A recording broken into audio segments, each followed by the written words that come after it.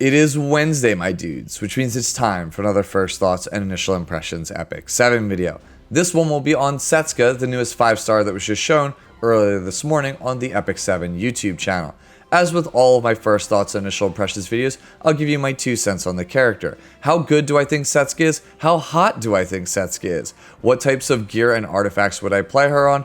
All of those questions will be answered in this video. So without any further ado, let's take a look at Setsuka's S2 animation. This is what you wanted, isn't it?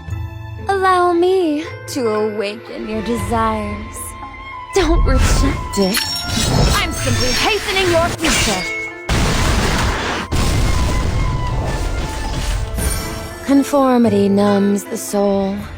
Deviation awakens it.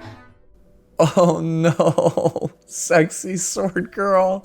Smilegate, you can't do this to me. Oh, they definitely knew what they were doing with this character and the whole Desires Awakened motif. And it even goes right down to the voiceover artist. In case you don't know, in the English dub of Epic 7, Setsuka is voiced by none other than Kat Protano, whose voice you may be familiar with because she is the voice of Fene in Epic 7. I have to say, Kat has absolutely killed it with these previous 2 performances. I think they are some of the very best in the entire game. Conversely though, Setsuka's stats are some of the very worst in the entire game. She is a fire thief of the Scorpio zodiac symbol, which famously is my most hated stat line in the entire game. How much do I hate it? Well, at this point, I have a whole montage of it. On to Kairon's stats. He is a light thief of the Scorpio zodiac symbol. Alright, you know what? I'm not gonna read the stats. I'm begging you, if anyone from Smilegate or Super Creative watches this video, please change the values for a Scorpio thief. This defense is so poor that it is significantly better to stack a bunch of flat defense over any other stat in order to add survivability to the stat pool. I harp on this stat line a lot on this channel because it has amongst, if not the lowest defense rating for a 5-star in all of Epic 7, which kind of pigeonholes the build paths that the character has. The other big change that this character needs is an increase to her durability or survivability in some way, because Politis, her counterpart, can absolutely do this. She is blessed with fairly good defensive stat spread, so she can be played as either a bruiser style character or a glass cannon. That's not the case with Celine, because Scorpio Thief stat line is, in my opinion, still trash because it just has absolutely no defense. You have to build your HP sky high and you're still made of paper for some reason. So yep, still trash, always gonna be trash until it gets fixed. That said, there is one actual positive that there is about this stat line of the character, and that is that the Scorpio Thief has the highest HP amongst all thieves in Epic 7. And this is a health scaler, so maybe, just maybe, it will end up working out in the end. So as always, before we break down the character, let's go over the kit once so that we're all on the same page. Starting with Setsuka's Skill 2 passive, Suppressed Desire. Increases evasion of all allies by 30%, and when an ally except for Setsuka evades, counterattacks. After attacking when Fighting Spirit is full, consumes all Fighting Spirit, granting Demon Blade Unleashed to Setsuka for 1 turn, before activating Blade Art Bewitching Blossom. Blade Art Bewitching Blossom is a AoE attack that consumes all of Setsuka's health and increases her combat readiness by 50%. Damage dealt increases proportional to her lost health. So obviously, the more HP you build on her, when she goes to 1 HP, it's going to do more damage. Demon Blade Unleashed is a unique buff that states it increases the attack of the caster by 200% and cannot die for a certain number of turns, but cannot be subject to damage sharing effects.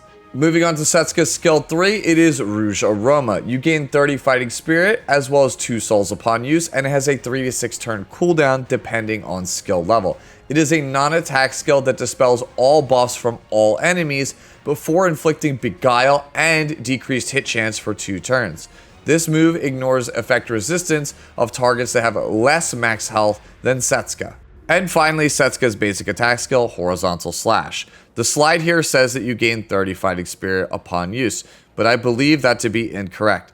As of the time of recording, I am waiting for an official confirmation from Smoggy, because the official Setsuka preview, the match footage shows that she gains 10 fighting spirit on basic attacks and counter attacks. And also, the JP version of Setsuka's official preview shows Horizontal Slash granting 10 fighting spirit. However, as you can see in the English version of the video, the slide shows 30 fighting spirit. When talking to Valky about Horizontal Slash, he confirmed that the CN version of the preview also has Horizontal Slash at 30 fighting spirit. So at the moment, it could either be 10 fighting spirit or 30 fighting spirit. When I get an official confirmation on which one it actually is, I will pin it down in the comment section below. For now, my assumption is that it is 10 fighting spirit upon use, because that's what I have to go off of from the match footage. As for the actual move itself, it is a single target attack that absorbs some of the damage dealt as health, and the damage dealt increases proportional to Setsuka's max HP. Soul burn effect for the cost of 10 souls increases the damage dealt. Now that you know the kit, let's talk about the character. First off, let me say bravo to the character designers over at Super Creative once again.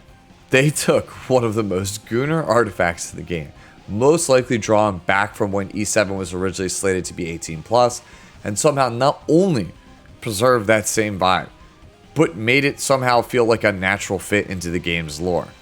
Making this character hail from Therenhad just like Zahak and Auden makes a lot of sense given her appearance. And having her be a fortune-telling shaman for the Imperial Court ties her in really nicely to heroes like Sharoon as well as Zio.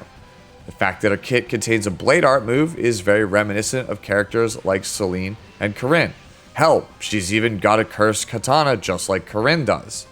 Overall, there's a lot I feel like they could do with this character narratively based on the really smart decisions that they made here.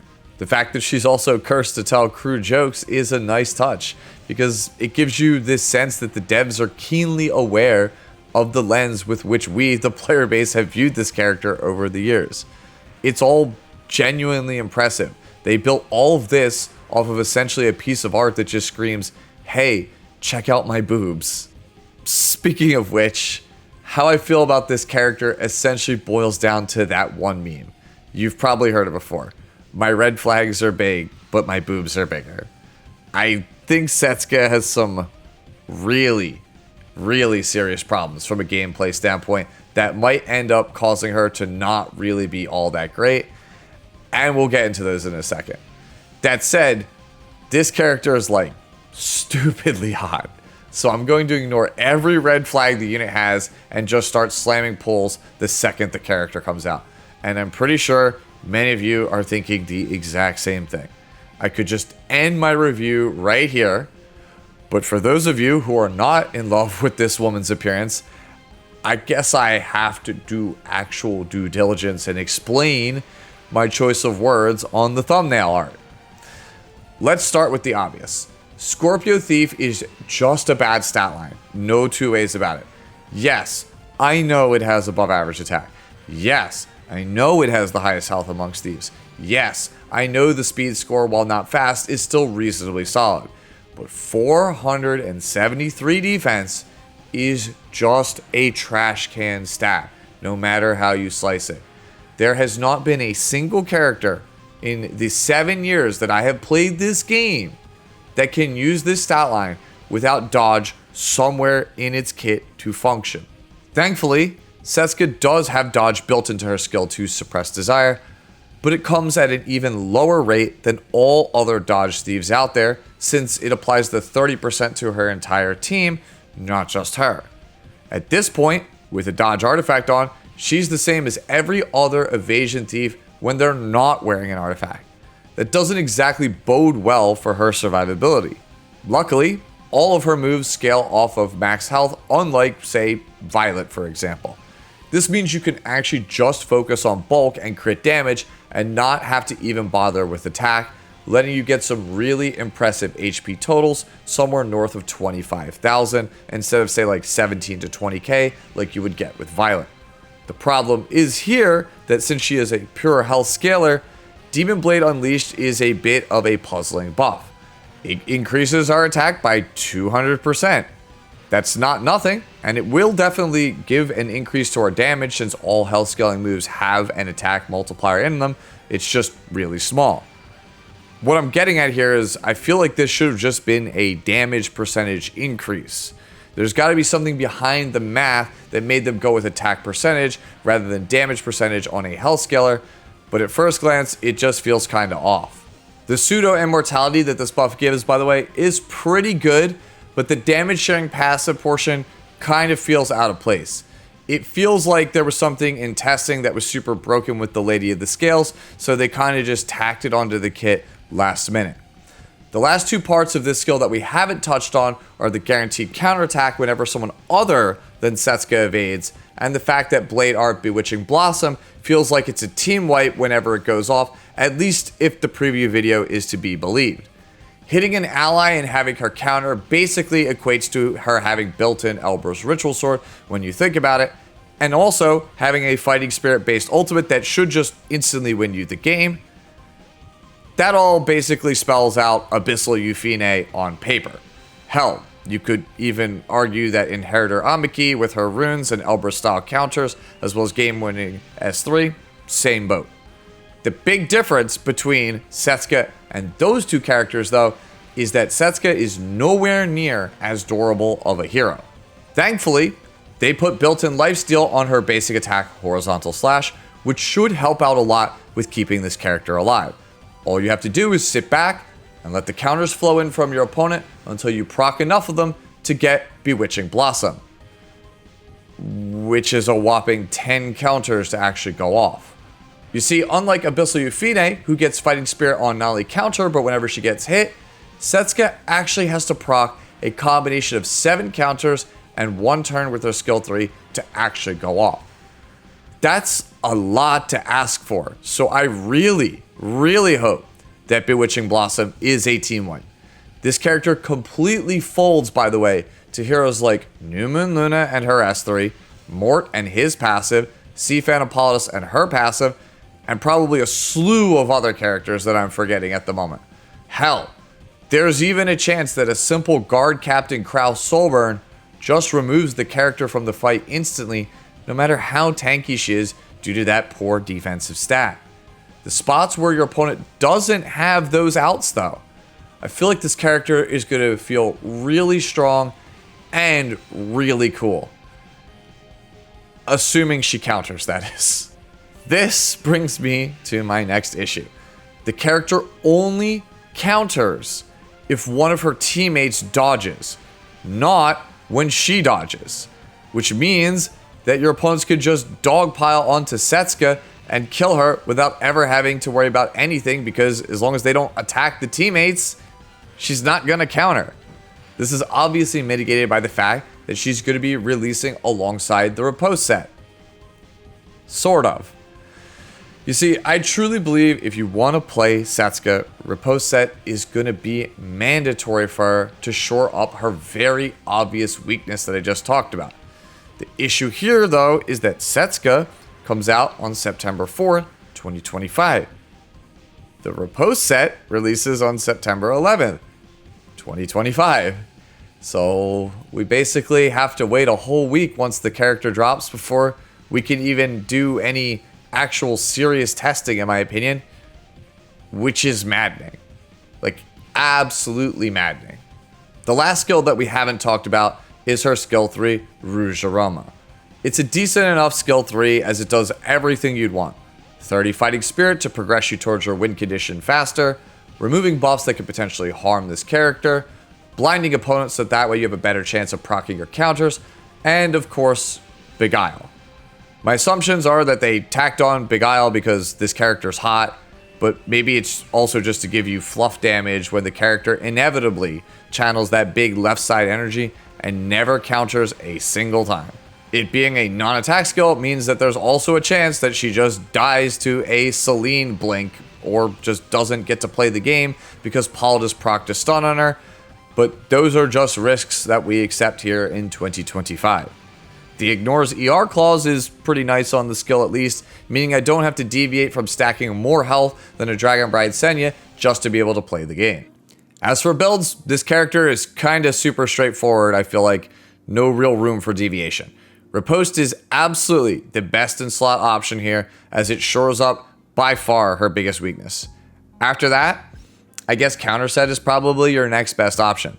Me personally though, I just wouldn't even bother playing the character without some way to natively counter if your opponents just target her specifically with all of their single target attacks. Basically what I'm getting at is, I don't care how good destruction looks on paper, it can't shore up that weakness, and therefore I'm not even going to try to play it.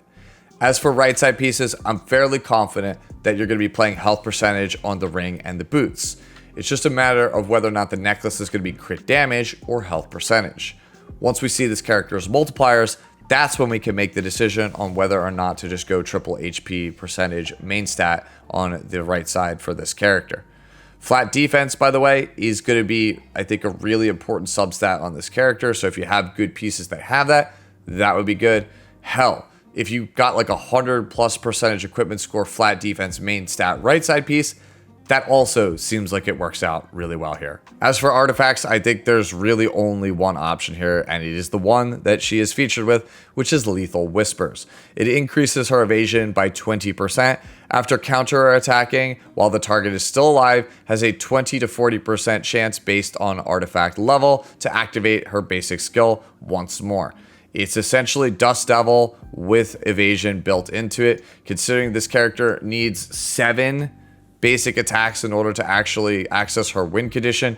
A Dust Devil style artifact just feels like it's overall going to be the best option. If for some reason you don't want to pull a ton on this banner, I think Shepherd of the Hollow could be a decent replacement for it, just because it gives you extra damage as your health goes lower, kind of get chunkier lifesteal out of the character. And hey, Moonlight Dreamblade, the character she originated from, that seems like a pretty good budget option overall. But there's no denying Lethal Whispers feels like it's going to be the best, because again, Dust Devil plus evasion is, I think, just the best thing that's going to progress you towards your actual win condition. And no, I wouldn't play actual Dust Devil, because then you'd only have 30% evasion, which feels like just a absolute death sentence to the character. She is desperate for as much evasion as possible in order for her to live. Overall, Setsuka is a character that gives Lone Wolf Para and Lady of the Scales a run for their money as the hottest character to come out this year in Epic 7. I love this character's design, both in terms of visuals and from a gameplay standpoint. She looks like she'll be an absolute blast to play in various PvP game modes as a character that's good versus aggressive teams in many of the same spots that you would play Abyssal Euphine and Inheritor Amaki. I could also see her being a solid inclusion in some PvE game modes just based on how easy it is to stack dual attacks as well as proc artifacts like Elber's Ritual Sword there. That said, the character, despite her beauty, has an absolute metric ton of flaws that are really hard to overlook. Bad base stats, no innate counter attacking without a specific set of gear, needs a ton of RNG to go our way, and perhaps the most damning, tons of meta characters that turn off most of her kit entirely. Setsuka is by no means a bad hero, but it is hard to look past all these flaws and think that she's a must pull on day one, especially since she's not limited. I think for most players, this character is going to be a wait and see unless you just really, really like girls with big swords and even bigger breasts. In which case, you are going to be pulling no matter what I said in this video in the first place. That means you on you. And those are my thoughts on Setsuka. Let me know how you feel about the character in the comment section below. And as always, enjoy the rest of your day, the rest of your week, and I'll catch you in the next one. Later now.